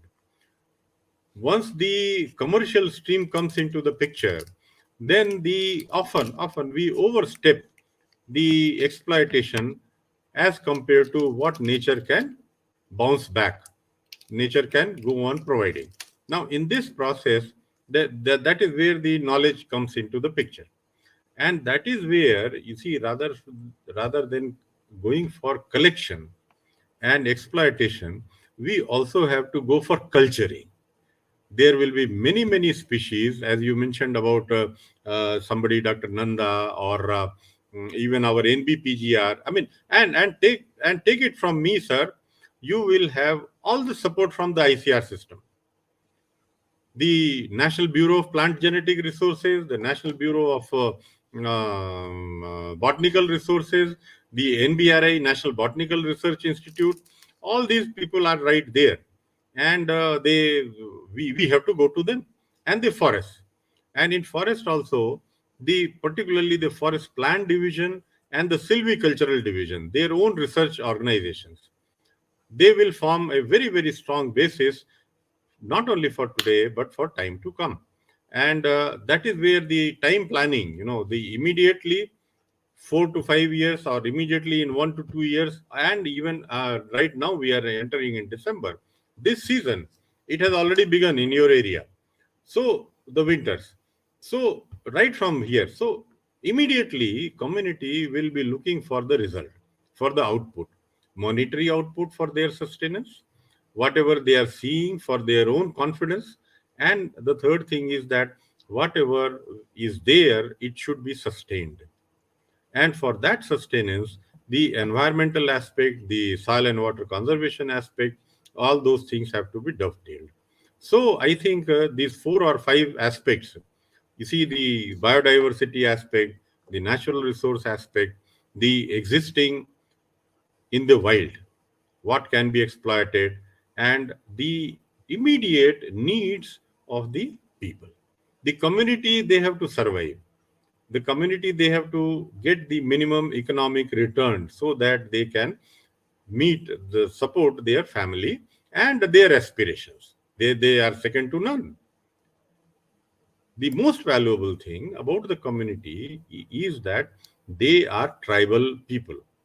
Now, by tribal people, what is the most valuable thing is that if in any group of community they have retained their traditional knowledge, the group of tribal community, they are naturally expected to retain at least 80 to 90 to even 100% of the traditional knowledge, which is very, very valuable. And that becomes our first stepping stone in devising any program for utilizing the resources, for moving ahead, and for building up all the 3 you mentioned about. Professor Moni mentioned about sustainable development goals and all that.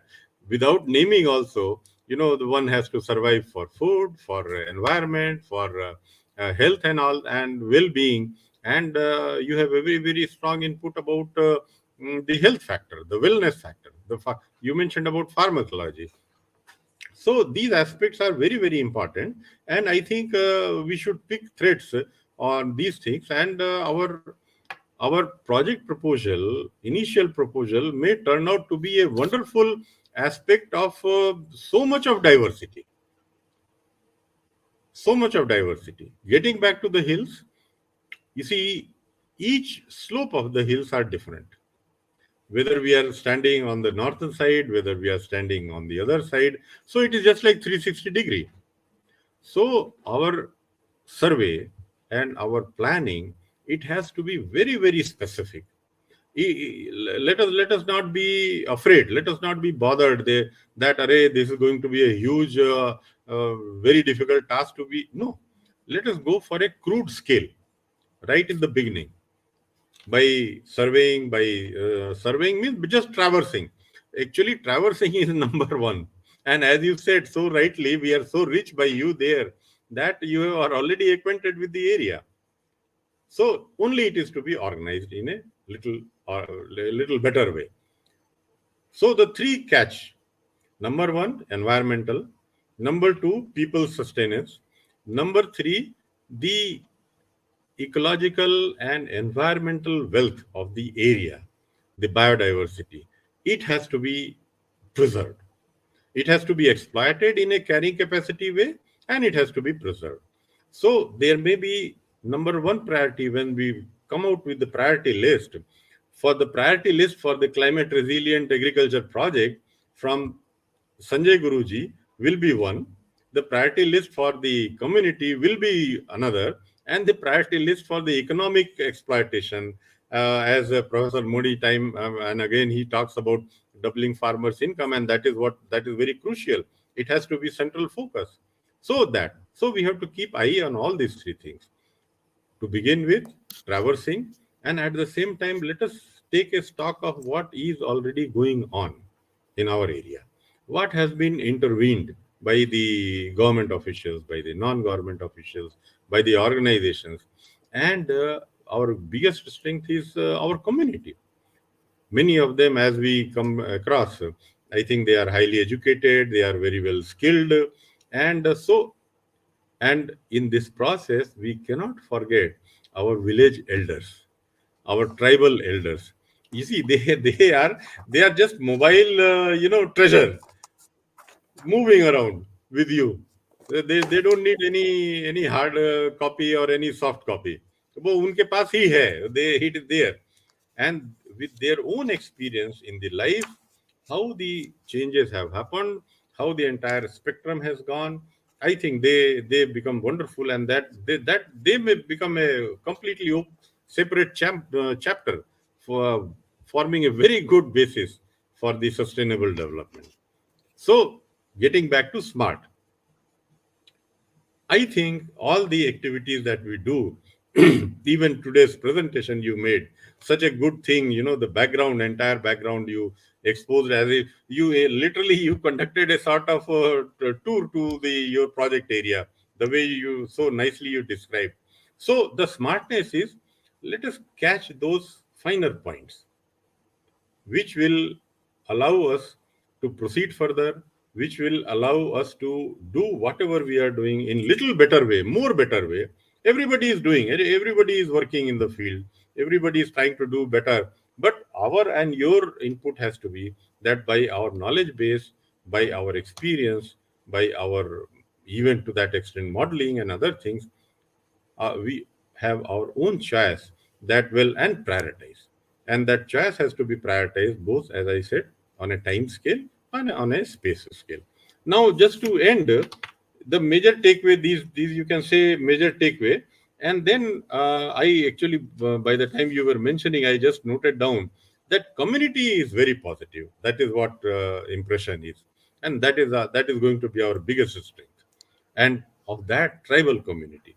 Then the vibrant hills, and you also mentioned, it appeared that there are a lot of tourist possibilities. That has to be in a very meticulous way, in a very sustained way, it has to be intervened, which should be limited to the carrying capacity again. And then the potential also is great with all these possibility. And the best thing is that the pulse of the people, the pulse of the people, the environment, the hills. And I think with a little bit of my input and knowledge and Professor Moni's um, uh, technical knowledge and information knowledge, it should be wonderful. And we have to keep an eye that it can be adapted to by others in the hill areas, and not only in India but also in abroad. So, I mean, broadly, offhand, these were some of my points, and I think we are going to do a very wonderful job in that area. Thank you very. Thank you very much, Dr. Anil Kumar Srivastavaji, for your wide, both Indian and global perspective, because you had worked for your entire, for so many decades, working in hill agriculture and climate resilient, portion. That is very important. And I was quite impressed by the, talk of Sri Sanjay Kumar Chaudhary ji, Sanjayaguru, with his vast experience at grassroots level. And when I was, that's why I was, such type of experienced people who worked in different aspects. He himself claimed as is a social engineer. That a man who studied civil engineering and environmental engineering worked started with sanitation program and ended with Swachh Bharat and ended program, and now he is locked in Javadhu Hills and working with the tribal, and the people are 80,000 people. Yes. And it is it's people of the hill. And I was quite impressed that lot of people who studied polytechnics and catering technology, educated people, they say that let us find a job in the hill to develop hill. We don't want to go outside the hill, and it is our responsibility to work for them, to create opportunities. You also very said it that it has got a biodiversity resources, it has got a natural resources, it has got all the agricultural resources. And we should find out, and based on a constraint based modeling, that how, based on a carrying capacity, how we can develop a model wherein the economic living of the 80,000 people living over there are enabled, and they become the richest people in the Yes, why hill. not? Yes. That they should be the richest people in the hill. Yes. And Yes. they are the people who have been able to safeguard the natural biodiversity of Yes. the hill by living over there. They Yes. have not gone to the city area. whether it is a wild animal or no wild animal, with all the problem they are living over there to safeguard. And it is our responsibility to safeguard the natural resources which they are secure, Reserved. safeguarding, they were there. And that's how, when I read it, even though I'm from Tamil Nadu, and I thought that I'm living for the last 42 years, I'm living in Delhi, working for entire India, and Yes. from various e-governance programs. But I thought that, it is very important when Dr. Anil Kumarji, when after your talk was over, somebody told me that, Professor Yeah. Moni, why don't you have in India an international center for smart hill agriculture? It's very Exactly. important. Right. I think, Yeah. and Javadhu Hills can have that tack, because it is 50 kilometers into 20 kilometers. That range, I think 50 miles into 20 miles, and it has got to 2 rivers. Yeah. And we can see to that the entire Dr. Ashok Dalwai committee recommendations can be operationalized, and then synergization of all government schemes, both the central and state government schemes, and see to that how these 80,000 people who are living in Javadhu Hills as Malayali tribals, and the people of the hills, how they can be brought it into as a value chain. Yes. And I'm very happy that there is a custard apple, and Kramshri NGO in Udaipur, Rajasthan, they made a complete value chain. They now make ice cream out of custard apple, and Oh, they sell wonderful. to the 5-star hotels. Mhm. It is, One intervention. One intervention. That's there is a brand, natural ice cream, which sells so much in right from Bangalore to Pune to Bombay, everywhere, and they go for these things. Whether it is so custard apple, whether it is all this. And so as you it is. very rightly said, international center, let the Javadhu Hills be the open lab, field lab for that international center. No, very nice. That I will also now will try to, I will also send the video clippings to the district collector, and let us have a value chain for Javadhu Hills, climate resilient smart hill agriculture, Javadhu Hills 2050. I also told 2 weeks back, and on 6th November, when I had a meeting with the Honorable Minister of IT, Tamil Nadu government, he called me for a meeting at Kanyakumari. I said that we are trying to evolve a project in Javadhu Hills as a smart hill agriculture. So, and let us, it's very important. I'm very happy that in the first, talk itself, Sanjay Guruji has given, with his vast experience, how important it is. He was able to give a complete background that what Javadhu Hills stands for, and what is it, and how it should be saved, and what of activities can be undertaken. And as a civil engineer, and now environmental engineer and a social engineer, he has given his engineering principles and guidance. And I'm also very happy that Dr. Anil Kumar Srivastavaji, with your vast, you are speaking from Dehradun, and and that itself is an advantage for us, that from one hill to another hill, Mr. Sanjay Guruji is talking from Javadhu Hills, and you are talking from Dehradun, and I'm speaking from Delhi, and this itself is a networking impact. And I'm very happy that today we made it a beginning, and Javadhu Hills 2050, and we have to involve a lot of stakeholders. Dr. Anil Kumarji has told, that bring in all the ICR institutions, CSIR institutions, and ICMR institutions, and various other higher education institutions to bring it out. And Sanjay Guruji also worked with funding agencies and also NGOs. And another one thing, he worked in Bihar when Kasi River flood was, Yes. creating lot of damage, The destructions in, DVC and all that. in Bihar. And he worked in such a situations and natural calamity, time.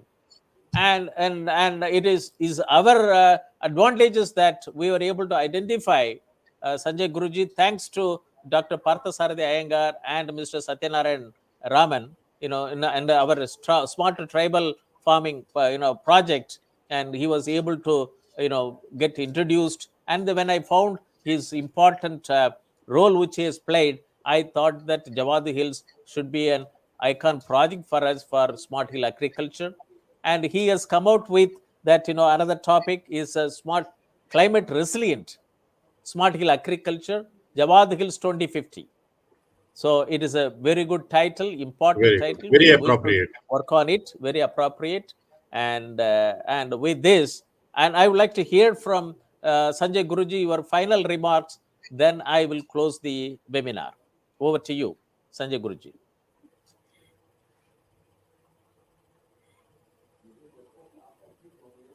Yeah. You are, please unmute your mic.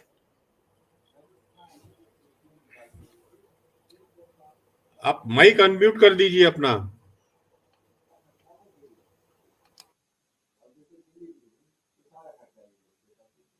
Hello? Please unmute your mic.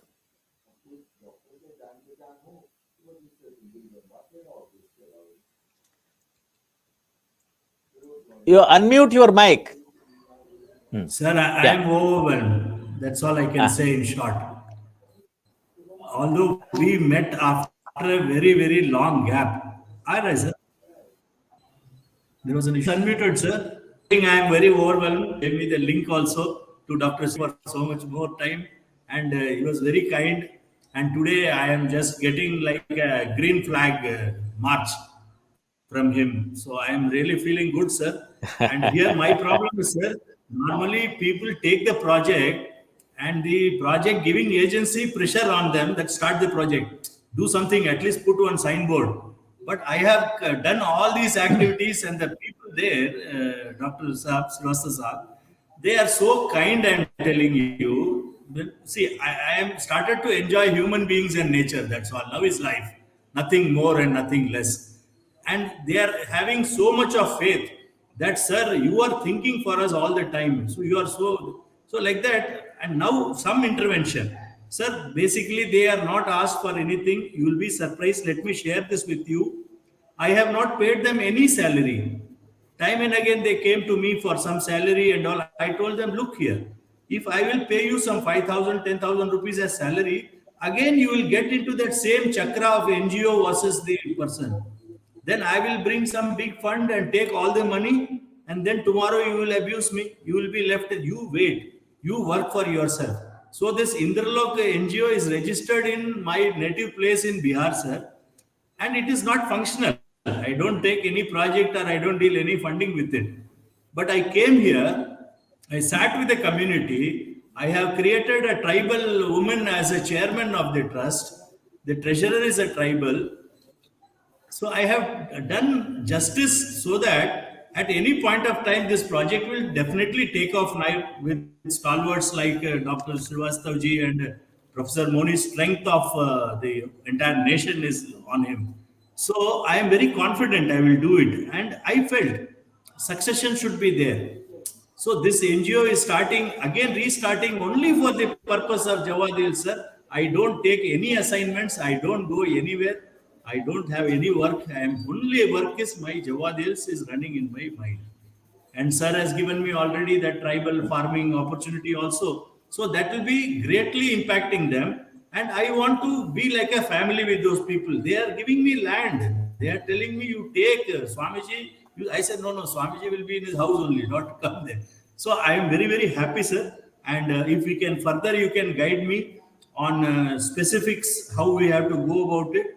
And we need, sir, some immediate livelihood programs for them and how they can be compensated.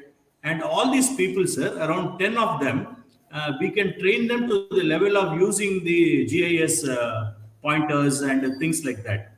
So I want to have house-to-house survey done, sir. 230 villages are there. It is not an easy task. I want to know every person of the Javadhu Hills. So a household survey will be done. We will do the tagging of those houses. And now, like every person must have the voice to talk to us. There should be no middleman.